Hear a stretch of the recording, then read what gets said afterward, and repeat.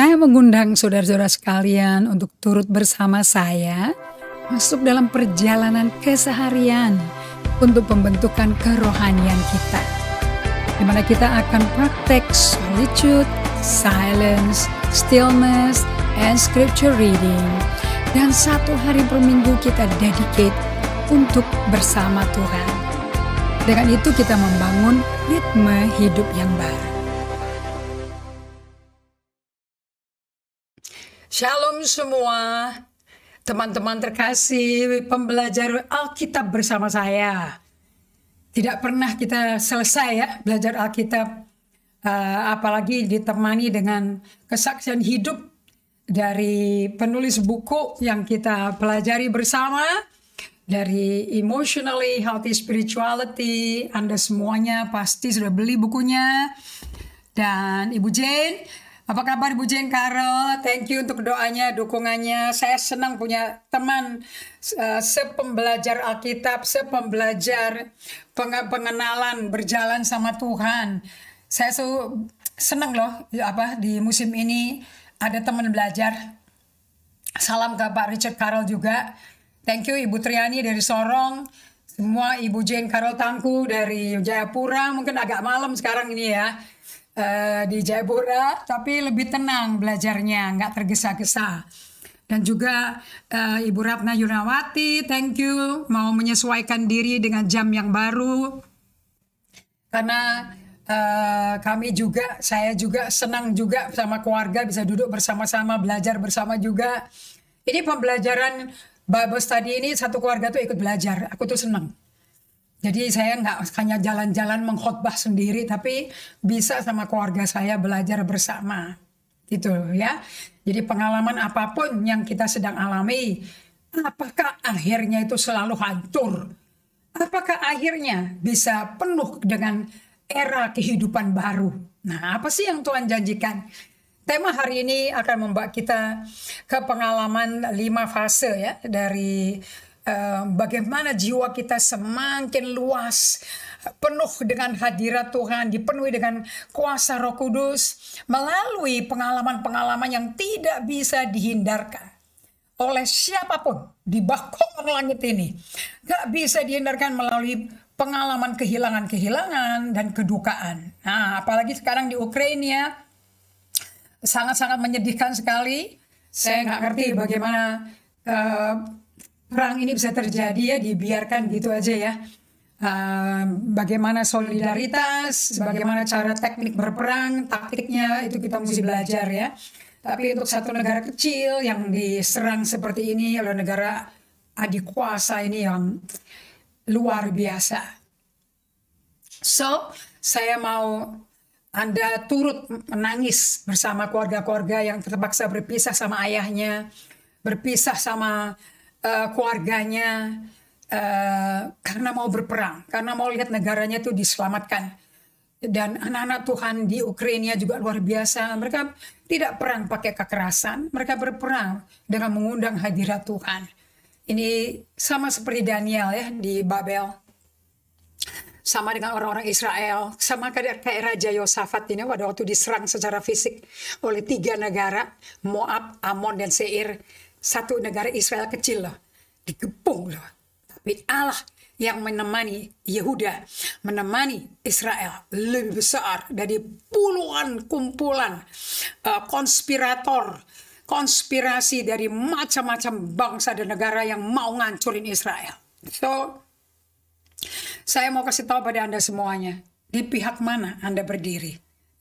Di pihak Allah, atau di pihak diri sendiri, atau di pihak musuh? Jangan di diri sendiri, pasti kalah. Oke, kekuatan kita tuh dari Tuhan. Oke, so saya mau sambut Ibu Carup Anik. Terima kasih sekali untuk bergabung. Teman-teman yang sudah bergabung semuanya dari Jakarta yang juga melayani semua teman-teman dari Sabang sampai Merauke, yang dari Hong Kong, yang dari Singapura, yang dari Jambi, dari Palembang, dari Klaten, Pak Gandhi Palar. Terima kasih sekali sudah bergabung semuanya. Kita masuk, saya undang kita semua sehati dalam doa. Siapkan buku Alkitab Anda, catatan-catatan, supaya masa pandemi ini, masa banyak kehilangan bagi banyak orang. Mungkin kita belum, tapi keluarga-keluarga lain kasihan. Masa kedukaan ini, oke? Ini masa bukan titik akhir, tapi adalah awal dari suatu permulaan hidup baru bersama Tuhan. Kita satu dalam doa.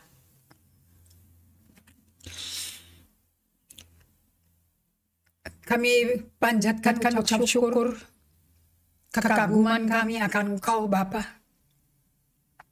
Apapun situasi yang kami hadapi, Kau tetap Bapa kami. Kau Bapa segala roh. Kitab Bilangan katakan itu, kitab Ibrani katakan itu. Kau Ayah. Kau tidak mau dipanggil Allah Maha Kuasa. Kau minta dipanggil Bapa kami yang ada di sorga.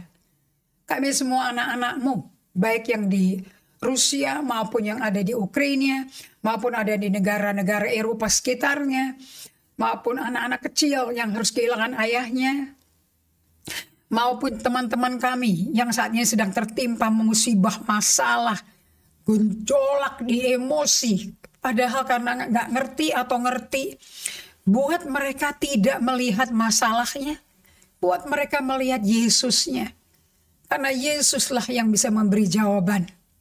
Yesuslah yang mempunyai jawaban. Bukan masalah kehilangan itu. Bukan kesedihan, kedukaan berat. Tapi Yesuslah mempunyai jawaban itu. Yesuslah jawaban hidup kita. Urapi firman-Mu Bapa. Urapi bibir tanah liat ini. Urapi telinga kami yang mendengar apa yang Roh Kudus katakan. Urapi Tuhan firman-Mu. Supaya kami tidak hidup dalam situasi menjadi keruh karena kami yang turun tangan sendiri. Bukan, serahkan, percaya kepada Tuhan yang menyelesaikan segalanya dengan sempurna.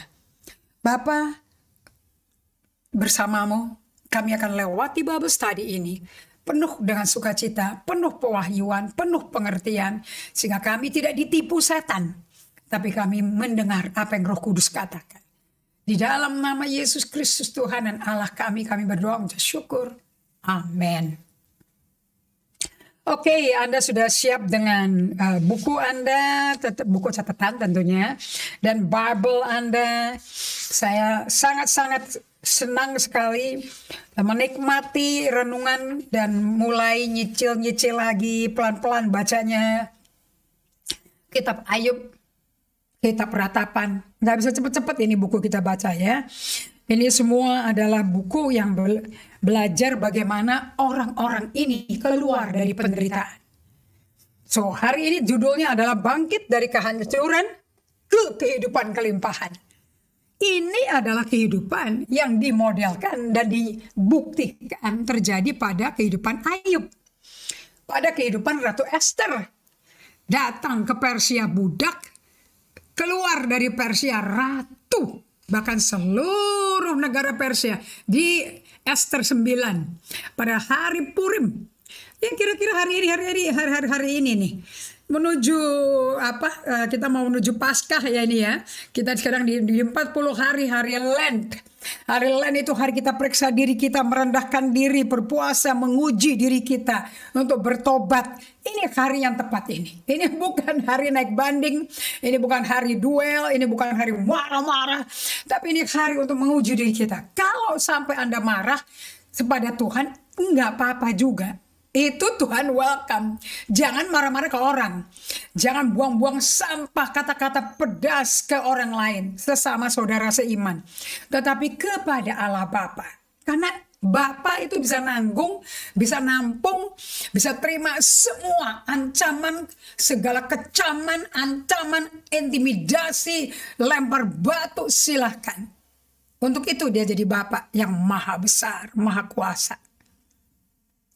Hidup bangkit dari kehancuran ke kehidupan kelimpahan adalah kehidupan daripada Ayub yang sangat saya nikmati, bahwa akhirnya suatu kehancuran fatal tidak harus menjadi fatal.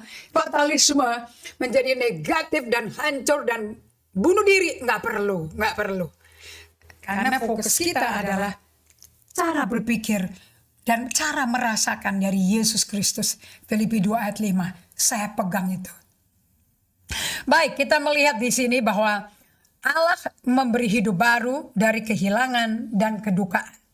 Jadi ujung-ujungnya daripada pembelajaran seri yang panjang ini, saya banyak memberi waktu kepada disorientasi ya. Itu masa in between, di antara janji ke janji. Itu ada masa penantian. Yang kita nantikan itu kita nantikan Tuhan. Supaya jangan janji-janji itu kita genapi sendiri jadi Ismail. Kita belajar banyak kesalahan. Gak ada orang gak bikin Ismail. Semua orang bikin Ismail. Untung belas kasihan Tuhan itu besar. Untung kasih karunia Tuhan itu baru setiap pagi. Untung pengampunannya tuh selalu baru pada orang berdosa seperti kita. Dia nggak penggal kepala kita, dia nggak tendang kita keluar, dia nggak usir kita, dan dia nggak bunuh kita, nggak. Kita diizinkan untuk berbuat salah, walaupun kita yang salah sebetulnya. Dan kalau kita kembali ke Tuhan seperti Ayub, seperti Nabi Yeremia, seperti Ratu Esther, puasa 3 hari 3 malam dengan dayang-dayang orang Persia semua, berdoa bagi Tuhan Allahnya orang Yahudi. Bukankah luar biasa? Terjadi pada Daniel, biarlah yang lama melahirkan yang baru. Nah, kita lihat ya, perjalanan-perjalanan kehidupan berintegritas dan penuh kerendahan hati. Ini karakter orangnya jadi kayak begini. Melalui proses orientasi, disorientasi, reorientasi, kemudian new orientasi. Nah, yang kita mau masuk ke hidup barunya ini. Lihat perjalanan Ayub. Okay? Ayub 8 ayat 7. Walaupun awalku hina, tapi akhirnya penuh kemuliaan Allah. 2. Perjalanan Yusuf. Awal anak manja, spoiled brat, yang paling disayang ayahnya. Ayahnya ini tidak gitu baik dalam mengasuh anak. Dia banding-bandingin anak satu sama lain. Sehingga anaknya nggak hormat dia. Tapi walaupun bapak salah, ayah salah, kalau anaknya nggak hormat, Anda akan melawan Tuhan sendiri, ketetapan Allah. Hormatilah orang tuamu. Akibatnya hukuman Tuhan turun pada Anda. Kalau mengutuki orang tua, mati hukumannya. Oke, nanti hari Minggu Anda bisa ikuti pelajaran bagaimana mengenai the power of honor. Kuasa menghormati. Bahwa Allah kita tuh Allah segala pemerintahan, Allah segala otoritas. Dan tidak ada orang hidup di bumi tanpa ada di bawah pemerintahan. Nggak ada. Oleh sebab itu Anda mesti belajar nomor 1, being under authority. Kalau Anda di bawah otoritas, Anda pasti berjalan dengan otoritas. Yusuf, benar-benar ngerti bagaimana tunduk pada otoritas Allah. Sampai dia menghormati otoritas daripada majikan-majikan dia yang memfitnah dia, mengkhianati dia, tapi tidak pernah sama sekali dia jelekin majikannya. Kemudian Rasul Paulus, bagaimana dia keluar masuk penjara. Anda nggak pernah kan dicambuk 5 kali 39 kali kan? Anda baru salah ngerti, sudah pahitnya nggak keruan. Ini dicambuk fisik melebihi Yesus. Tapi dia selalu menghormati Kaisar Agustus, Kaisar Felix, Kaisar Agrippa. Gak pernah yang memenjarakan dia. Dia maki habis. Dia jelekin di belakangnya. Gak pernah. Dia hormati jabatan itu. Karena semua jabatan pemerintahan itu datang dari Allah. Makanya hidupnya di tengah-tengah bencana, aniaya fisik, selalu ada mujizat. Selalu ada upah Tuhan luar biasa. Luar biasa ya Rasul Paulus. Ratu Esther. Ruth. Nehemia. Raja Daud. Rasul Petrus. Rasul Yohanes. Lihat ini orang-orang yang akhir hidupnya luar biasa. Sangat memuliakan Allah. Martir-martir yang harum namanya. Bukan bagaimana Anda mulai pertandingan iman yang penting, tapi bagaimana Anda mengakhiri pertandingan iman itu yang penting. Daniel, Nabi Yesaya, Nabi Yeremia, dan seterusnya. Ini orang-orang yang berintegritas dan rendah hati dan penuh kuasa Roh Kudus. Luar biasa. Untuk mencapai kehidupan seperti itu, ada 5 fase yang Anda mesti lewati. Ini 5 fase adalah jalur Alkitab. Bukan jalur dagingmu. Bukan jalur batin yang kepahitan. Ini jalur Alkitab. Sebab kalau Anda kepahitan, itu berakar-akar sampai mencemarkan semua orang. Jadi banyak orang itu kepahitan gara-gara keracunan, kecemar oleh satu orang yang berakar kepahitannya. Ingat ya, ada 12 pengintai tanah perjanjian. 10 kepahitan. 2 hatinya, rohnya, jiwanya berbeda. Namanya Kaleb dan Yosua. Itu jiwanya berbeda. A different spirit. Dia fokus ke Tuhannya. Dia nggak gubris tuh 3 juta pasukan dari pasukan budak yang keluar dari Mesir. Badan keluar dari Mesir. Tapi Mesir nggak pernah keluar dari hati mereka. Dari Mesir udah banyak kepahitan. Jadi masuk nyebrang Laut Merah dibelah 2. Dengan menjadi dinding samudra yang luar biasa. Waduh kan kolosal Hollywood yang mereka kagum. Kemudian tongkat Musa diangkat. Dinding itu menenggelamkan 600 tentara kuda emas dari Firaun dan tentara panglima paling mutakhirnya. Dikubur hidup-hidup di Laut Merah dan sampai hari ini tidak diketemukan. Nggak tercatat karena hanyut menjadi debu, menjadi pasir daripada daratan dasar Lautan Merah. Kemudian mereka menyeberang dan bertemu dengan Tuhan dalam api di Gunung Horeb. Mereka dibikinin kemah, tiang api waktu malam supaya nggak kedinginan, tiang awan di siang hari supaya nggak kepanasan, supaya nggak gosong. Bukankah luar biasa? Tetapi hati mereka pahit. Sudah pahit dari Mesir karena digebukin terus 430 tahun. Mereka hanya tahu leluhur yang dipukulin, ditendangin, disabetin, apalagi sebelum keluar dari laut dari Mesir. Semakin tersiksa mereka, semakin marah si Firaunnya. Anda mesti ngerti pengajaran Sabat ya. Sistem Firaun benci Sabat karena akan mengurangi produktivitas mereka, kuota mereka. Tapi Tuhan memperlakukan umatnya sebagai manusia, sebagai anak, bukan sebagai budak. Budak nggak ada harga diri, budak nggak digaji, budak dimiliki. Tapi orang Israel yang menangkap hati Allah Bapa namanya Musa. Justru bekas pangeran Mesirnya. Namanya Yosua. Makanya kesukaannya mereka berada di bawah di kaki Tuhan dalam hadiratnya. Itulah sebabnya Yosua menjadi penerus Musa. Yang menaklukkan 7 negara lebih kuat, lebih besar. Suku raksasa, suku enak.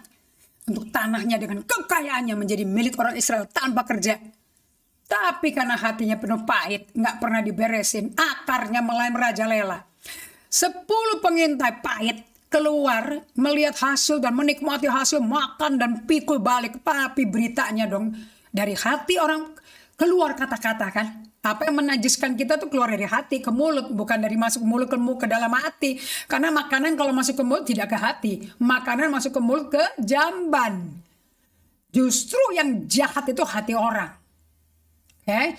Jadi hati-hati, ada orang hatinya jahat, mulutnya manis sekali. Ada orang yang hatinya tulus, hatinya bersih, mulutnya bisa tegas. Tapi nggak bisa merayu, karena rayuannya nggak ada di hati. Hatinya bersih soalnya, jadi tegas karena memang apa adanya, kebenarannya begitu. Nah, orang-orang Israel ini pulang dengan pahit. Dan mereka timbukin batu loh si Musa loh. Tapi di stop sama Kaleb sama Yosua. Tidak, kita pasti bisa. Allah udah ngomong, ya pasti bisa dong. Udah sejauh ini kita nyampe kemari, ya pasti bisa dong. Apa yang mustahil bagi Allah? Apa yang mustahil bagi orang percaya? So, hari ini saya mau ajarkan pada kalian bagaimana ngeluarin hati pahit dari hati Mesir kita. Kita kan waktu lahir baru, roh aja yang baru. Tapi jiwa dan hati kita kan masih hati yang lama. Jiwa kita isinya, memori lama. Nah, kalau Anda mengalami kehilangan teman dunia, duka dengan kemewahan hidup dunia, nggak bisa lagi foya-foya karena hidupnya mesti takut Tuhan, bla bla bla gitu ya. Anda waktu melewati pindah dari gelap ke terang, 5 fase, saudara-saudara. Fase pertama, perhatikan baik-baik, emosimu kayak apa suaranya, rasanya kayak apa perasaanmu. Pay attention. Bukan orang lain yang Anda beri perhatian. Bukan orang tuamu, bukan adik kakakmu. Anda perhatikan sendiri perasaanmu. Anda tuh dukanya duka apa? Jangan kayak orang kaya muda. Dia juga berduka pada waktu Yesus berkata. Karena dia Yesus sambil nyembah-nyembah. Guru yang baik, apa yang mesti kulakukan supaya aku mendapat kerajaan surga? Dan Yesus memandang dia dengan kasih. Dan dia berkata, satu hal aja yang kurang. Jual segala hartamu. Berikan ke janda miskin dan yatim piatu. Baru kemari dan ikut aku. Tapi dia, itu kan kedukaan berat tuh. Dia berduka, kalau bahasa Inggrisnya, he was full of sorrow. Lain sama full of sadness loh. Sorrow. Itu berduka berat. Dia tinggalin loh Yesus. Karena dia belum, kedukaannya itu begitu berat ke arah cinta uang versus cinta Tuhan. Katanya mau masuk kerajaannya Tuhan. Ya mesti ikut arahnya Tuhan. Tapi dia tinggalin Tuhannya. Dia belum bisa berpisah dengan harta kekayaannya. So dia nggak perhatikan perasaannya. Dia perhatikan barangnya. Yang Anda mesti perhatikan bukan barangnya, bukan apanya yang hilang. Apa yang kau rasakan? Apa yang ada di jiwamu? Apa yang ada di emosi? Itu yang berperan. Itu yang penting. Marah, sedih, takut, depresi. Yang kedua, pada waktu Anda mengidentifikasikan perasaan-perasaan yang gak enak ini, pada waktu Anda mengalami penderitaan ini, Anda akan melewati yang namanya masuk ke masa kegelapan di dalam jiwa Anda. Itu kehidupan paling gelap karena Anda mesti ngaca diri, ngadepin diri, menemukan dirimu untuk Anda bisa masuki kesedihan, kedukaan itu sampai mati. Supaya nantinya ujungnya Anda mengalami kuasa kebangkitan Tuhan. Karena Anda nggak bisa mengalami kebangkitan Tuhan kalau Anda nggak mati dulu. Nah di fase kedua ini, waktu kedukaannya itu Anda hadapi. Anda rasakan gejolaknya, Anda bawa ke Bapa Surgawi. Anda teriak ke Bapa. Jangan teriak orang. Jangan teriak ke siapapun. Teriak ke Tuhan. Jangan main di sosmed. Jangan buang-buang tenaga dan kata-kata kutuk di sosmed. Percuma. Ke Bapa. Dia tuh nangguin kalian. Karena dia yang bisa sembuhkan luka hatimu. Dia bisa sembuhkan amarahmu. Hanya dia. Di Mazmur 147 ayat 3.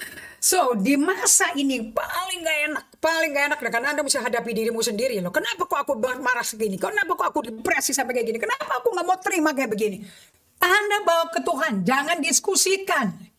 Nanti menghasilkan 10 pengintai yang pahit. Anda mau tahu 10 pengintai yang akarnya pahit itu? Yang tidak cari Tuhan? Mereka mempengaruhi 3 juta penduduk Israel. 3 juta minus 10 orang.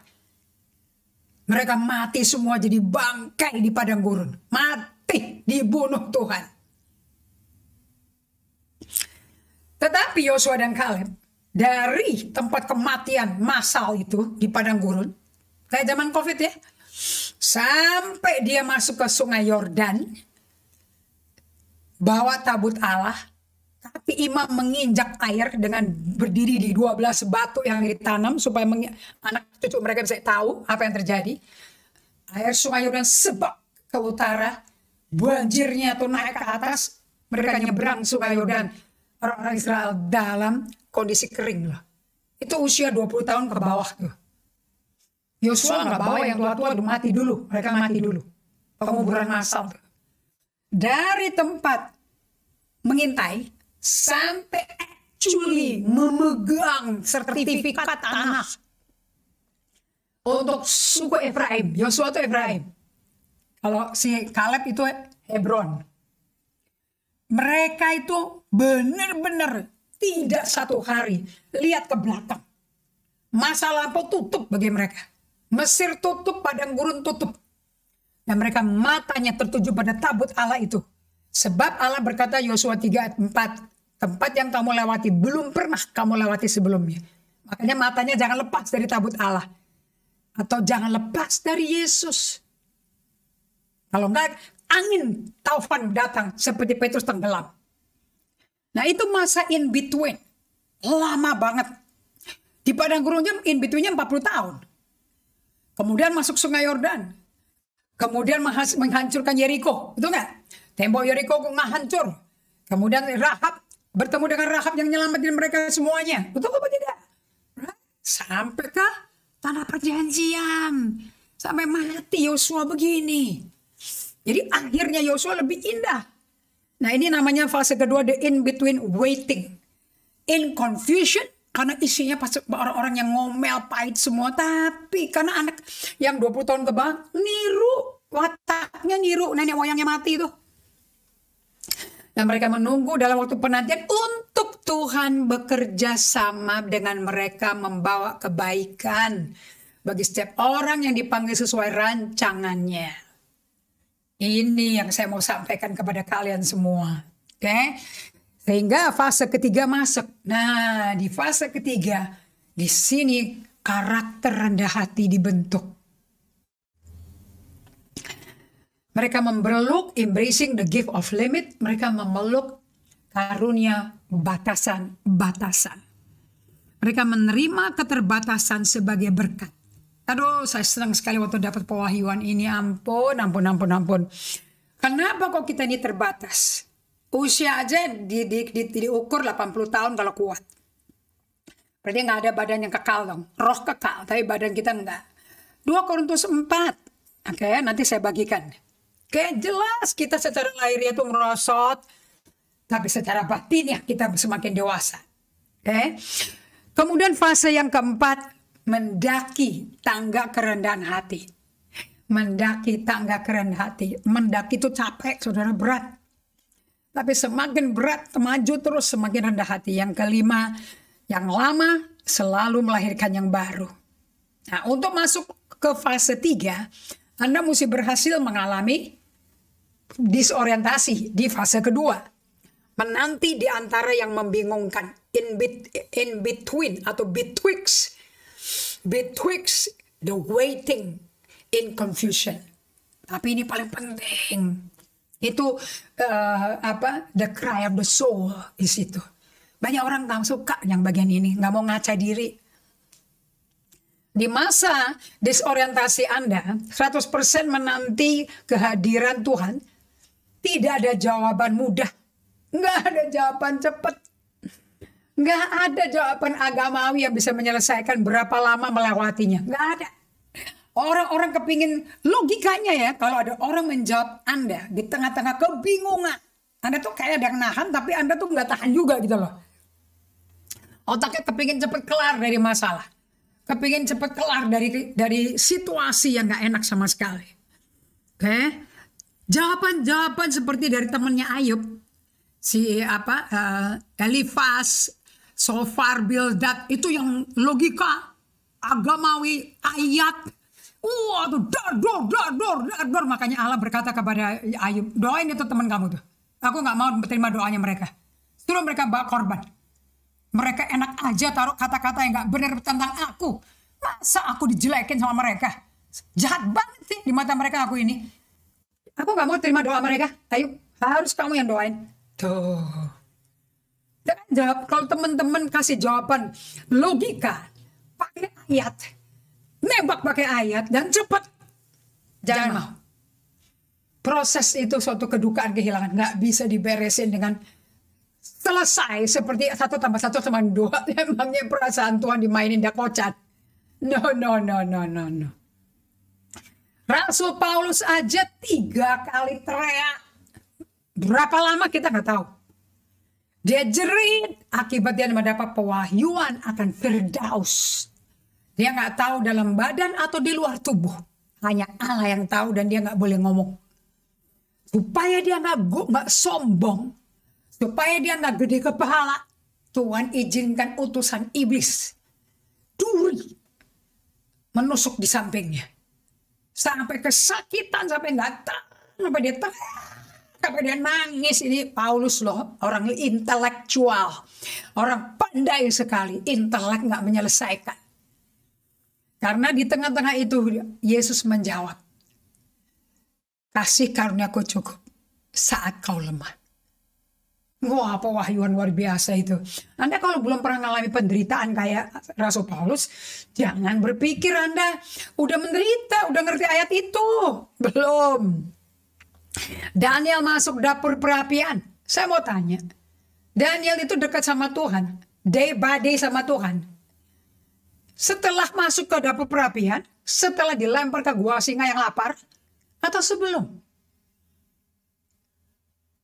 Daniel masuk gua singa, Ratu Esther menghadap Raja Persia tanpa diundang, yang bisa mengakibatkan dia dibunuh. Ini ratu kecantikan loh. Ini wanita muda sekali, perempuan muda, cantik. Didikan dari sepupunya Mordekai. Orang-orang ini yang luar biasa. Mereka melihat diri mereka ada batasan yang Tuhan tempatkan di sekeliling mereka dan juga kita. Apakah Anda tahu Anda itu terbatas? Of course. Keterbatasan itu berkat, bukan kutuk. Nggak bisa apa-apa tuh, bukan kutuk. Aku nggak sanggup, aku nggak kuat. Bagus. Peluk ketidaksanggupanmu. Peluk kelimitasimu. Jadi satu-satunya jalan adalah terima, peluk keterbatasan itu. Nanti Tuhan ubah jadi blessing in disguise. Menjadi berkat terselubung. Blessing in disguise. Ayub kan manusia hebat. Gak berdosa lagi. Di tengah penderitaan yang sangat menyakitkan. Dengan mulutnya dia gak berdosa. Gak pernah lu ngutukin Allah. Tapi sehebat-hebatnya, sekudus-kudusnya Ayub, dia bukan Allah. Dia tetap kepleset mulutnya. Tetap marah-marah ke Allah. Yusuf, anak muda yang hebat. Tapi dia bukan Allah. Ini orang hebat loh, gak ada kepahitan loh. Gak tercantum. Dari Kejadian 37 sampai Kejadian 50. Hebat. Gak ada akar pahit. Daud raja muda bagi kerajaan Israel. Seorang panglima peperangan. Termutakhir. Tercerdik. Tapi dia bukan Allah. Bukan dia yang mengalahkan Goliat. Allah bersama Daud yang mengalahkan Goliat. Sama dong Allah dengan Yosafat di 2 Tari 20. Yang mengalahkan 3 negara dan bangsa. So Ukraina bersama Allah. Siapa yang bisa melawan mereka? Presidennya kita doakan. Supaya pada waktu ini dia berlutut menangis di kaki Tuhan. Dan minta Tuhan yang benar. Untuk menyelamatkan dia dan seluruh negaranya dan keluarganya. Bagus, dia gak mau tinggalkan negaranya. Dia stay di negaranya. Karena dia presiden. Dia bertanggung jawab. Tapi dia tidak bisa pasang badan sendiri. Harus Tuhan bersama dia. Itu membuat perbedaan. Creflo Dollar berkata di Kejadian 38, Kejadian 40, 42. Bukan apa yang Yusuf bisa lakukan yang penting. Tapi siapa yang bersama Yusuf. Yang berada bersama Yusuf di Mesir. Itu yang penting. Who is with you. Lebih penting daripada what you can do. Pada waktu kita menyadari kita ini terbatas. Ini mendorong kita untuk rendah hati. Di hadapan Tuhan dan manusia. Tersungkur di kaki Tuhan. Sujud di altarnya. Nggak bisa Anda sujud di altarnya kalau kuat terus. Kalau unlimited. Kalau limitless. Allah beserta Anda. Bersama Allah. Kita melakukan perkara besar. Dan Anda akan kagum. Melihat siapa Allahmu. Makanya disuruh oleh pemazmur Korah, berdiam deh. Ketahuilah siapa Allah. Jadi di situasi yang mengerikan, yang mengecewakan, mendukakan, kehilangan segala-galanya. Ingat satu hal. Ingat satu hal. Saat kita nggak sanggup, Dia sanggup. So mata jangan kepada masalah, justru kepada yang sanggup, yang lebih kuat yang bisa berkata diam kepada masalah. Yesus berkata, diam kepada angin badai itu. Sampai muridnya kaget. Muridnya salah penglihatan. Maki-maki Yesus. Nggak heran kalau ada suatu perubahan. Semua orang dimaki-maki lebih gampang ya. Kayak Anda nggak pernah salah. Kayak Anda nggak ada cacat dosanya. Mau ditimbang oleh Anda. Neraca siapa yang lebih berat? Nggak bisa. Neraca keadilan adanya di tangan Tuhan. Di situ Tuhan akan bekerja. Pada waktu kita sadari kita terbatas, ini mendorong kita untuk rendah hati, tersungkur di kaki Tuhan. Mari kita lihat keterbatasan kita. Satu, tubuh fisik kita. Saya ambil dari 2 Korintus 4 ayat 16 sampai 18. Sebab itu kami tidak tawar hati. Tapi meskipun manusia lahiriah kami semakin merosot, namun manusia batiniah kami dibaharui dari sehari ke sehari. Jadi ada manusia batin yang di bawah gunung es, yang di bawah permukaan gunung es. Ada manusia lahiriah nih yang kelihatan nih, yang wajahnya muncul. Yang difokusin jangan yang muncul, justru yang nggak muncul, yang nggak kelihatan. Oleh Anda sendiri juga nggak kelihatan kalau Anda nggak pay attention. Sebab penderitaan ringan, so Anda akan mengalami penderitaan ringan. Yang sekarang ini mengerjakan bagi kami kemuliaan kekal yang melebihi segala-galanya. Jauh lebih besar daripada penderitaan kami. Nah, saya ambil dari the NIV. Sebab penderitaan ringan ini. Jadi ini penderitaan-penderitaan yang kita alami ini ringan, Bapak Ibu sekalian. Seberat-beratnya kayak apa sampai bikin Anda pahit. Sebetulnya itu ringan di mata Tuhan. Lihat ya, 2 Korintus 4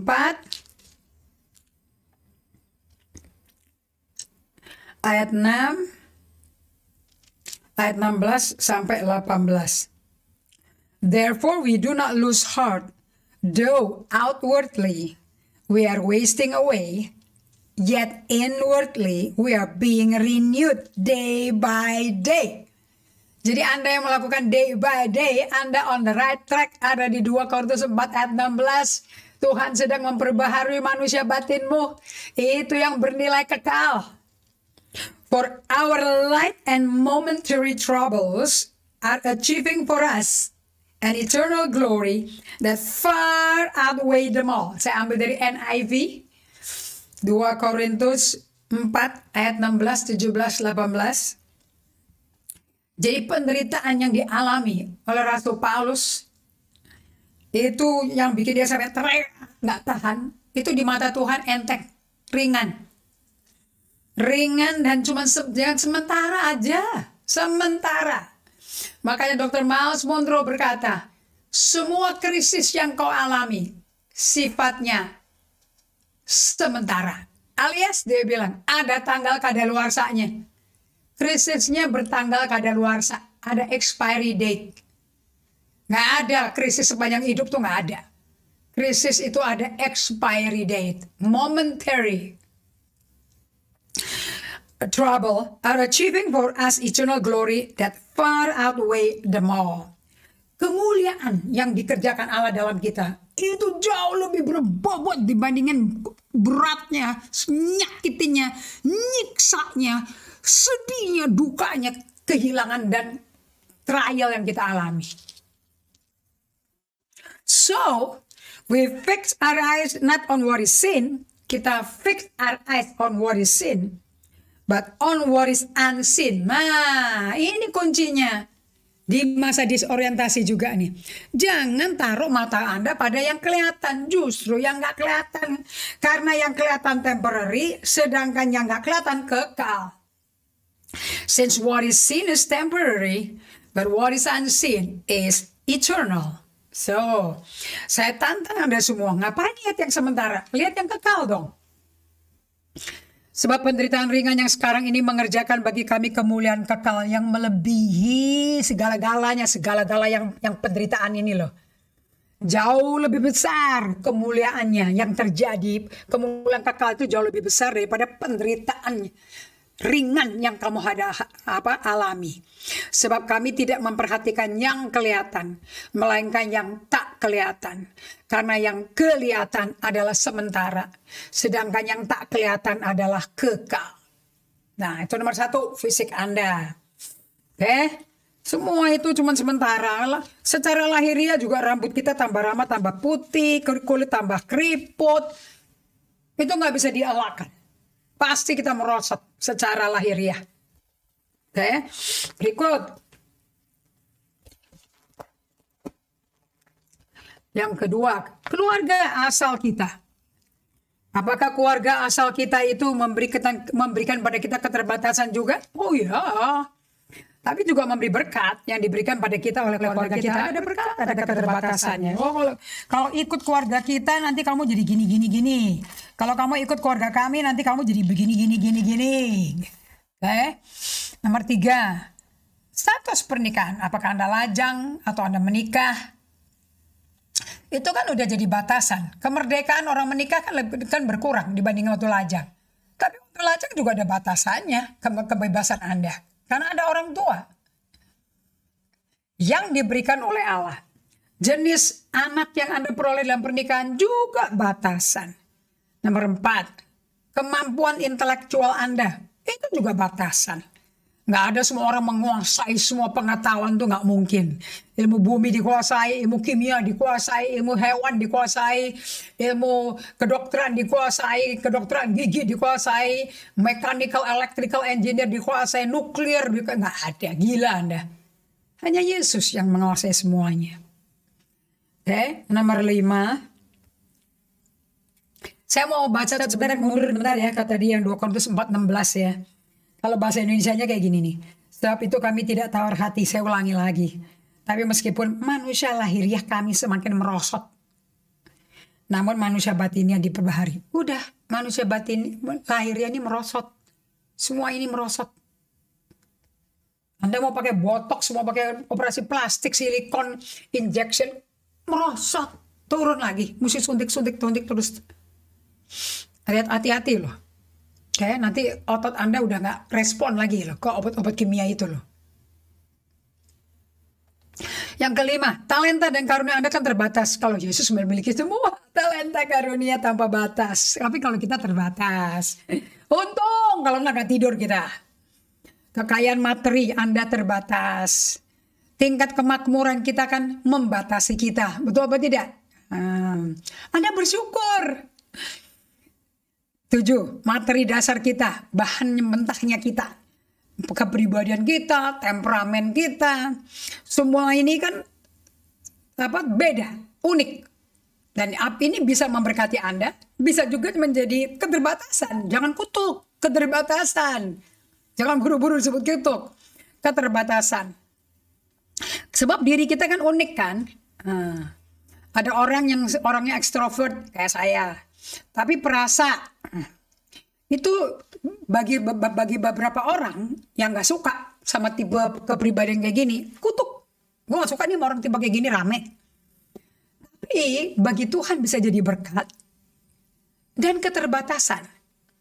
Berkat untuk menjadi seorang pembawa acara, penulis naskah, pembicara, menciptakan sesuatu. Tapi pembatasannya apa? Keterbatasannya dalam memimpin staf, dalam memimpin gereja besar, mungkin tidak terstruktur. Tapi jangan takut. Saya dengerin satu hamba Tuhan, Ian McTodd, Mike Todd, dia berkata seperti ini. Saya ini orang kreatif. Saya dulu sebelum bertobat, sebelum menjadi hamba Tuhan, kerjanya di HBO. Bikin film di Disney. Terus tiba-tiba mami saya bilang, kamu loh yang mesti mimpin kebaktian remaja di gereja dia. Maminya punya jemaat berapa? 4 orang dewasa. Gak ada remaja. Remajanya 0. Sipit, gak ada apa-apa. Minus. Tapi matanya dia disuruh ngeliat. Pokoknya kamu percaya mama, mulai aja. Percaya gak kadang-kadang panggilan Tuhan datang dengan cara non-konvensional seperti itu? Nggak harus lulusan sekolah kitab. Nggak harus dapat nubuat-nubuat dari nabi-nabi terkenal di dunia. Tapi sebelum nubuat. Cindy Jacob belum nubuat. Itu buat dia kan deket banget orang-orang itu. Colorado Spring ke Oklahoma. Deket banget. Tapi nggak ada satupun yang nubuat tuh. So dia mulai ibadah youth. Ampun. Waktu seminggu, 2 minggu 150. Lebih gede youthnya daripada ibadah umum. Mimpi apa si Mike Todd? Bisa mimpi khotbah. Udah gitu. Dia menjadi gembala. Pas jadi gembala gereja utuh. Semua aktivisnya ninggalin dia. Sasar. Pergi aja. Sampai dia bisa jadi khotbah. Jadi WL. Jadi bikin yang kreatif media artisnya. Semua dia bikin sendiri loh. Tapi satu partner yang dia punya, yang sampai hari ini dia nggak pernah tidak menjadi teman konsultasi, namanya istrinya. Istrinya tuh dari teman SMA dia.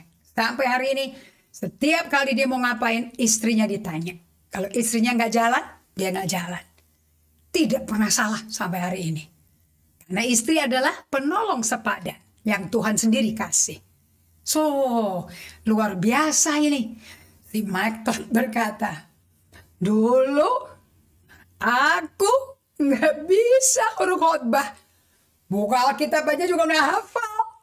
Bagaimana aku bisa ngomong? So, saya mau kasih tahu pada Anda, keterbatasan tidak selalu menjadi kutuk. Keterbatasan menjadi pembukaan pintu celah untuk datangnya Tuhan pada Anda. Dan mulainya kehidupan baru bagi Anda. Gitu dong. Jangan hidup dengan Tuhan, tapi nggak mau Tuhannya ikut campur. Nggak bisa dong. Nomor 8. Waktu kita. Bukankah cuma 24 jam per hari? Yesus juga 24 jam per hari waktu di bumi. Kita hanya punya, dan selama kita di bumi ini, cuma sekali perjalanannya. Aku udah lebih dekat loh dibandingkan Anda. But I'm enjoying my life. I'm enjoying myself. Kita punya hidup satu kehidupan saja. Anda nggak bisa melakukan semuanya sendiri. Anda butuh banyak tim, kayak tim BTS saya yang kreatif ini. Banyak sekali mereka di sini. Sambil belajar tekniknya, sistemnya, dunia medianya, pengajarannya. Nomor 9. Kenyataan pekerjaan dan relasi kita. Sejak jatuhnya Adam dan Hawa dalam dosa, pekerjaan manusia itu selalu berisi mengandung semak dan rumput duri. Itu di Kejadian 3 ayat 18. Semenjak manusia meninggalkan Allah dan memilih meninggalkan Allah dengan sengaja. Padahal Allahnya turun dari surga, datang mendekati lo, ngajak berperkara supaya berdamai. Diajak duel, ditinggal, dibuang muka. So sejak itu manusia hubungannya suami istri rusak. Istri hanya dipakai jadi alat birahi suami. Itu tertulis di Alkitab Kejadian 3 ayat 17. Ayat 18 dan 17-18. Apa yang manusia kerjakan? Selalu setengah-setengah mati dapat rezeki. Karena penuh dengan semak dan rumput duri. Peter Scazzero mengajarkan kepada saya. Bagus banget lah. Kenapa kok kutuknya itu merusak hubungan suami istri? Ya kan istri nggak ada hubungan baik sama suaminya. Kan dia kan cuma menjadi alat objek seks. Karena suaminya kan birahi terus sama dia. Tapi apakah dia menjadi teman partner, diskusi, pemikir bersama, critical thinker bersama, merencanakan bersama, kerja keras bersama? No. Dan perempuan itu selamat melalui sakit untuk bersalin. Dia baru selamat loh. Nah, jadi satu hal yang perlu Anda ketahui. Sejak jatuh dalam dosa, hubungan satu sama lain, sejatuh cintanya suami istri, pasti relasinya rusak. Relasinya nggak bagus. Kenapa? Karena kutuk itu. Yang kedua, apalagi yang kena kutuk? Relationship. Yang kedua, kerjaan suami. Kerjaan istri. Selalu ada semak dan rumput duri. Kenapa kok Tuhan kasih dua macam kutuk ini? Merusak hubungan sesama. Makanya disuruh cintailah sesamamu seperti kau cinta dirimu sendiri. Susah. Nggak gampang khotbah. Aduh, hidupin. Pernah nggak Anda ditendang, digebrak, Anda ngomong apa? Tutup mulut tuh. Nggak usah dengerin. Buat apa kamu ngomong? Pernah ada digituin? Bertahun-tahun digituin. Sampai Anda hanya bisa tutup mulut dan diam aja. Nggak dianggap pendapat Anda, diketawain malahan. Apalagi kalau digital. Kita yang gaptek-gaptek jadi lucu ngomongnya katanya. Bodoh lucu gitu loh. So, hubungan sesama rusak. Siapapun Anda. 2, kerjaan nggak pernah selesai. Selalu ada masalah. Jadi kita bisa berdoa untuk tidak ada masalah. Tapi masalah tetap ada. Karena sudah ditulis. Kedua-duanya ini diberikan Tuhan. Supaya, wah ini pewahyuannya luar biasa. Supaya kita tersungkur di kaki Tuhan. Supaya kita hancur di kaki Tuhan, tak berdaya. Karena keterbatasan ini, secara badan sudah lahir yang merosot, belum lagi hubungan dengan orang problem melulu, susah mengasihi sesama seperti Yesus mengasihi kita. Udah dibilang kok, memang itu pergumulan dan itu kerja keras. Nanti Anda di pelajaran nanti ya, ke sesi kemudian saya akan bawa Anda di mana Anda akan saya perkenalkan dengan emotionally healthy relationship. Ini buku yang akan menghasilkan pada Anda kutuk itu dihancurin. Prakteknya nggak main-main. Ada 8 kunci bagaimana kita bisa punya kehidupan mesra, saling menghormati, pakai pikiran dan perasaannya Yesus. Praktek mix permanent. Dan kerjaanmu nggak pernah kelar. Karena selalu ada rumputnya, selalu ada semaknya. Rezeki susah. Nggak segampang yang Anda pikir. Tetapi, kalau Anda tiap hari setelah ditebus oleh darah Yesus, Anda diampuni dosanya. Pintu surga kebuka oleh jalan yang baru dan hidup, yaitu darah anak domba Allah. Kalau Anda tiap hari ke situ dan lihat jalan itu, semak dan duri itu tidak menguasai kamu lagi. Karena sudah ditanggung di dalam pikiran dan perasaan Tuhan, Yesus Kristus. Relasi dengan sesama gak pernah sempurna sampai di surga, baru sempurna.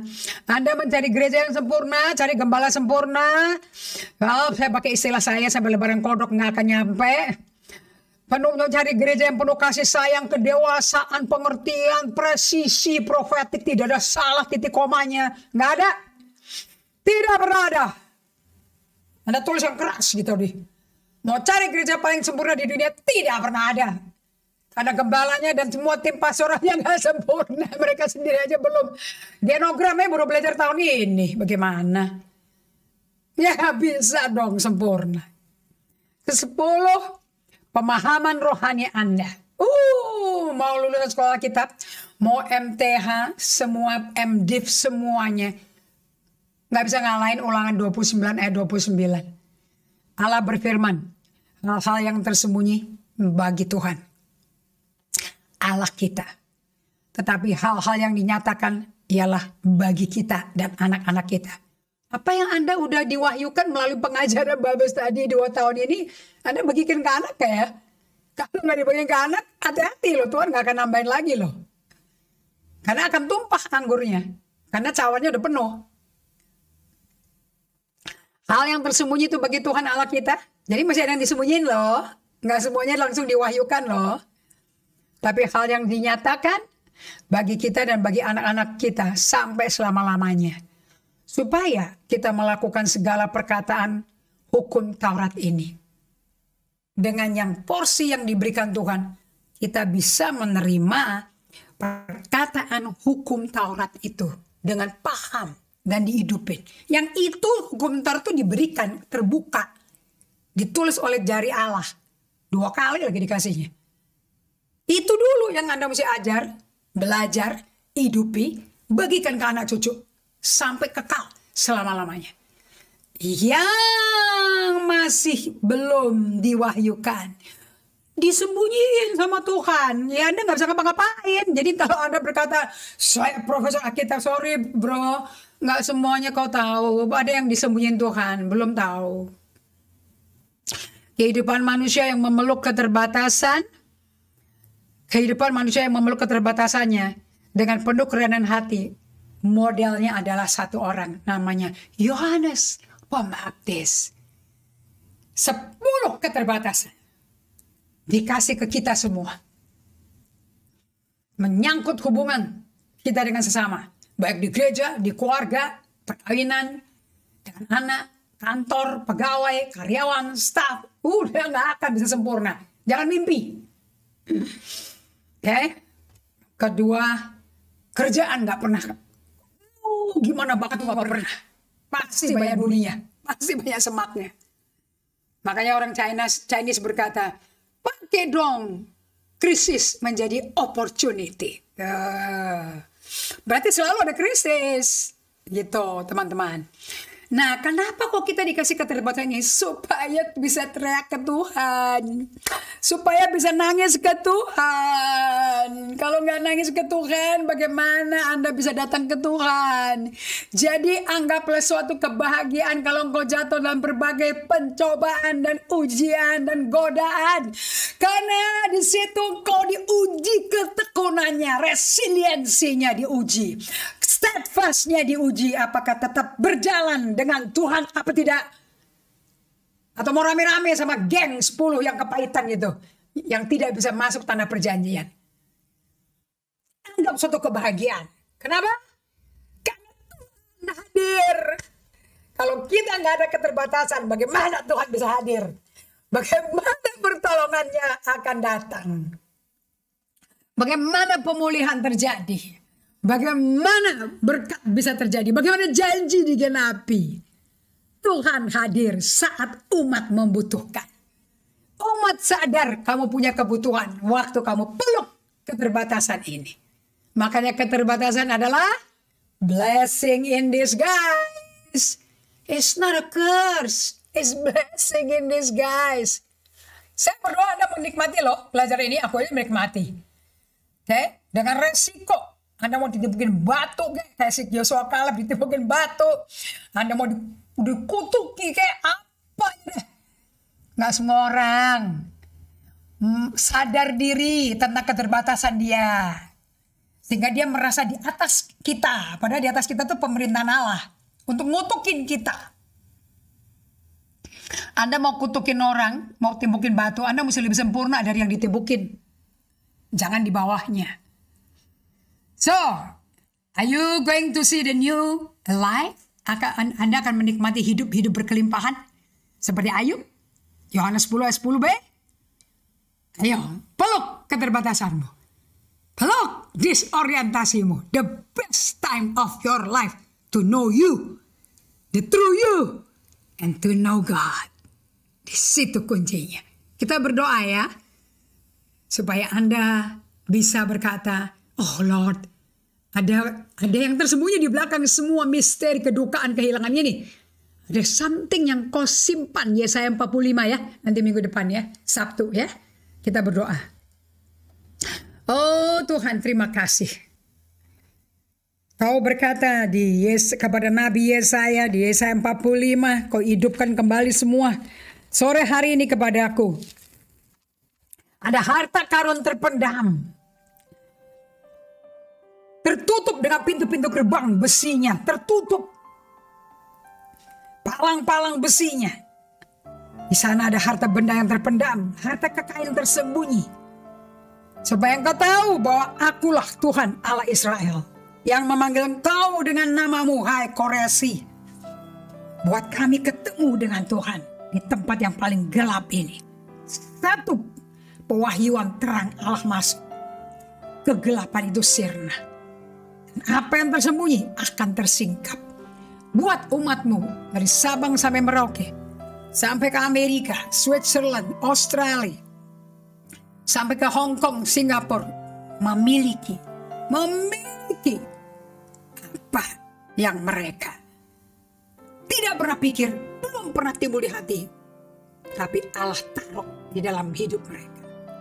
Lord, jangan sampai kita miss satu sama sekali. Berkati umat-Mu, di dalam nama Yesus kami berdoa minta syukur. Amin. Well, Anda yang mendengar pelajaran ini, malam hari ini saya mau Anda bersaksi. Dapat apa dulu gitu loh. Anda nangkep apa dulu.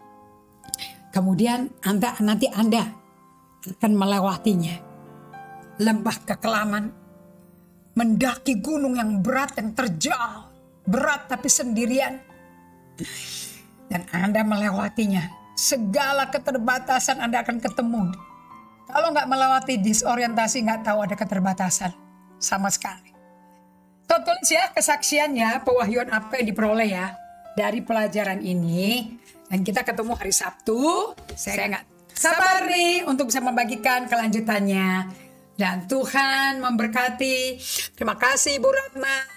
Terima kasih semua Ibu Esther, Pak Akun. Terima kasih Sarah, Mary, Jolly. Terima kasih Inga. Terima kasih semua saudara-saudara yang melayani. Acing Hana, Ana dari Wonosobo. Terima kasih untuk belajar. Thank you Fafa.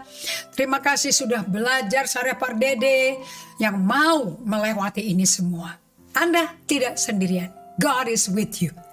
Dari Bible study kita, saya katakan pada semuanya, a blessing, God bless you. Sampai jumpa Sabtu jam 12. Sabtu jam 11. Amin. Sabtu jam 11 siang. Tuhan berkati.